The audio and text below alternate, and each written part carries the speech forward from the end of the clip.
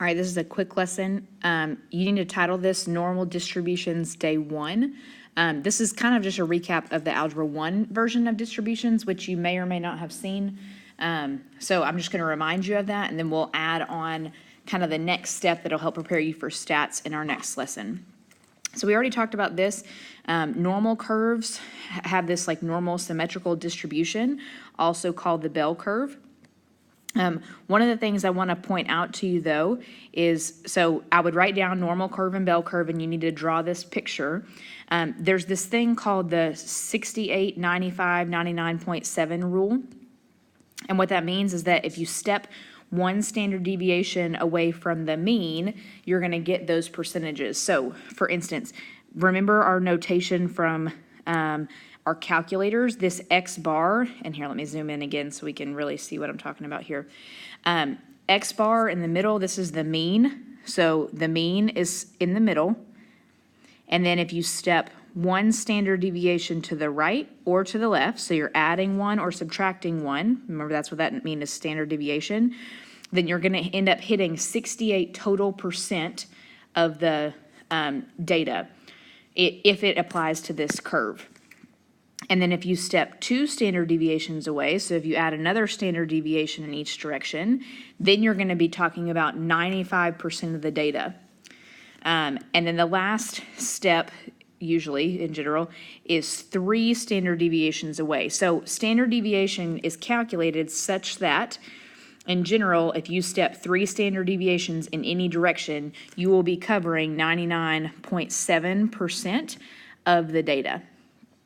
All right, so what that boils down to, if we look at kind of each of those sections, is that it breaks it down into these different parts. And these are actually, honestly, probably the numbers that you're going to end up memorizing, is that you've got 34% in each direction, and then 13.5, and then 2.35, and then 0.15. And if you add all of that up together, so 0.15, this is just anything that's greater than 3 standard deviations away.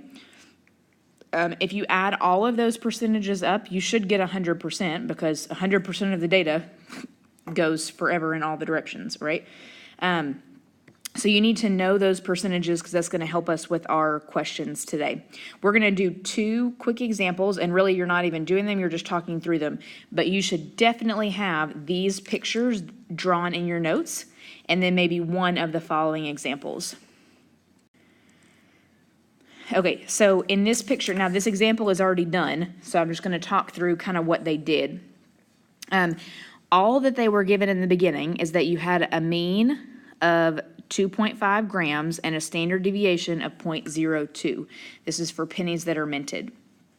So with those numbers alone, we can go ahead and set up this graph. So I'm going to zoom in and kind of show you, what was that, 2.5 and 0.02. That means this right here is at 2.5. And then each time you go to the right, you're adding 0.02. So this is 0.52, 2.54, 2.56.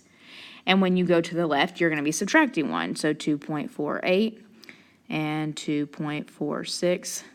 My stylus is not letting me do decimal places. Hopefully you're able to do that for yourself.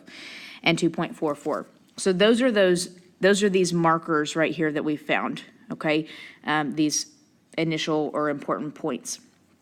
So now the question is, and then you can label the percentages in between like what they've done, because those percentages never change. So then the question says, find the percent of pennies that have a mass between 4.46 and 4.54. So I find 4.46 and 4.54. And that's this section that they have shaded in. And all they've done then is added all of those up. So I don't even do any of this calculating the standard deviations, blah, blah, blah. I just add those up.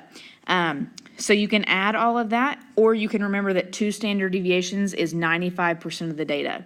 So what that boils down to is the statement at the end. 95% of the pennies minted in the US, blah, blah, blah, blah, have a mass between 2.46 and 2.54 grams. All right, one more. This is just, this is really the same thing. It's just based on probabilities. So using the same kind of curve that we just had labeled, This question is now asking me to estimate the probability, so that means we're looking for a fraction, that a randomly chosen penny has a mass greater than 2.54. So greater than 52, it's going to be right here and above. So you can add all of that together, which is what they've done. They've told me that that's 16%. So the probability that you pick something in there is roughly 16%. Or if you want to do a probability, you can call it 16 out of 100, right? Because that's what 16% means. Okay, so you just need to have those sections in your notes and work on getting those numbers memorized, and then you'll be good to go.